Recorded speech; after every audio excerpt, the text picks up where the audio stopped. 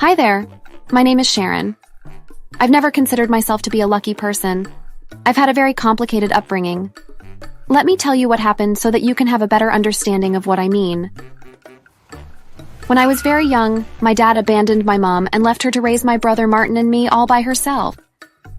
He was there one day and the next. He emptied out their bank accounts and then just disappeared.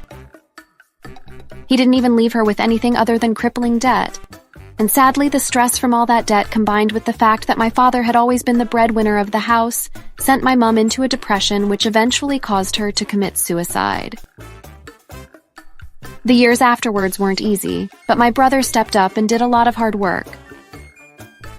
Now I live with my brother Martin, who is my legal guardian. He dropped out of high school, so it wasn't easy for him to find a good job, but he worked tirelessly day and night to provide for me. There were even times where he worked more than one job just so that we could live comfortable lives. When I was old enough, I did manage to find a college that would accept me, but sadly, even though we were incredibly poor, I wasn't able to obtain any scholarships. And so during college, I worked at a restaurant to help pay for my tuition. You should take out a student loan or get a scholarship. It would be so much easier than working and going to school full-time. But I didn't want to go into debt like my parents. My mom committed suicide because of her debt, and I was worried that the same would happen to me. After a long talk, I convinced him that I knew what I was doing and that I had a plan to make things work. Years later, I am now married to my husband, Tate, and I work as a childcare worker. I stopped working at the restaurant, but I still hang out with my friends from there from time to time. When I got married to Tate, I told him everything that had happened in my past, and he was very understanding. He had grown up in a loving and nurturing home, and so it was hard for him to fully understand the pain that I had gone through. But he definitely did listen and was proud of how far Martin and I had come, considering the hand that we were dealt. Not long afterwards, we had a son, and although life was still challenging, it was also really good. But 2 years later, Tate's parents and his sister came into the picture. They were such jerks. They called me all kinds of names because I was an orphan and would often make jokes about my current and former job. Not only that, they also came after my brother, calling him all kinds of names because he didn't have a good job and dropped out of school to support me. Martin is my guardian, so not only was I angry that they laughed at me, but I was also angry because they spoke poorly of Martin as well. Tate protected me from them the best he could, but he could only do so much. His parents owned a local grocery shop, and they all went to good universities, always bragging about how successful their business was. But the truth was, it wasn't doing so well, and I knew it. Despite their financial troubles, they spent money freely and bought lavish gifts for themselves, and always asked me for money, making it sound like I was obligated to pay them. Eventually, they had to move in with us after their house caught fire, and they lost their home overnight. They were terrible guests. While I didn't expect them to do most of the work around the house, I did expect them to help out at least a little bit. But they didn't do anything around the house and treated me like a maid. Even though my mother-in-law stayed home all day and didn't move or do anything. Then when I came home from work, she just called me names and complained about how dirty the house was. Whenever I bought stuff for my son and put it in the fridge, they ate it without asking, and they didn't even pay for any of the food that they ate. I had had enough and tried to tell Tate that I was nearing the end of my patience with them. He talked to them for me, but it wasn't enough. They made a little effort for a couple of days, but then went right back to the same routine.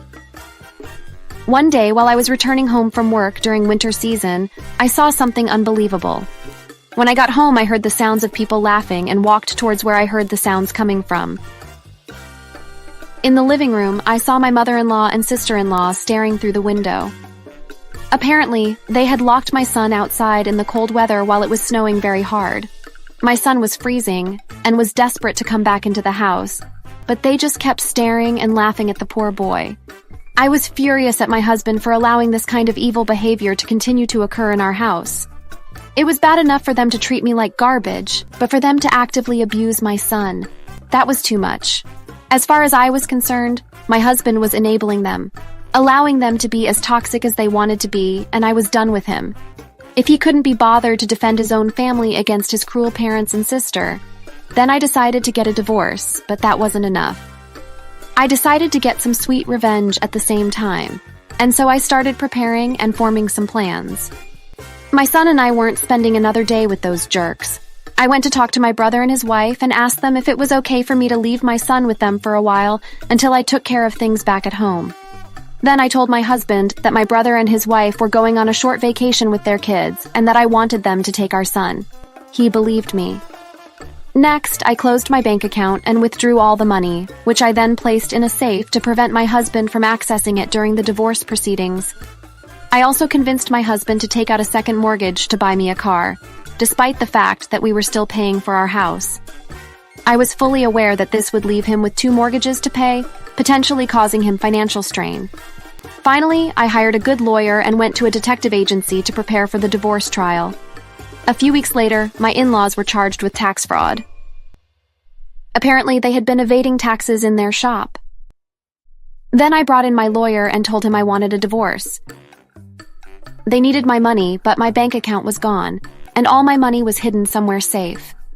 They looked, but they couldn't find any. They wanted to hire someone to look for it, but they couldn't afford it. The house was under Tate's name, and it was already paid for.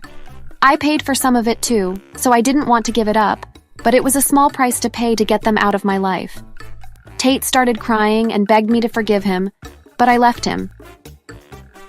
I told him he didn't have to pay for damages or child support if he promised me to never show his face in front of me or my son again. I got it all in writing. It took a while, but finally I was done. It felt quite nice. His parents were pissed, but they couldn't do anything about it. And they're still up to their necks in debt even to this very day. They treated me like crap all these years. But finally, I got my revenge. I now live happily with my son far away from ex and my ex-in-laws. Thanks for watching.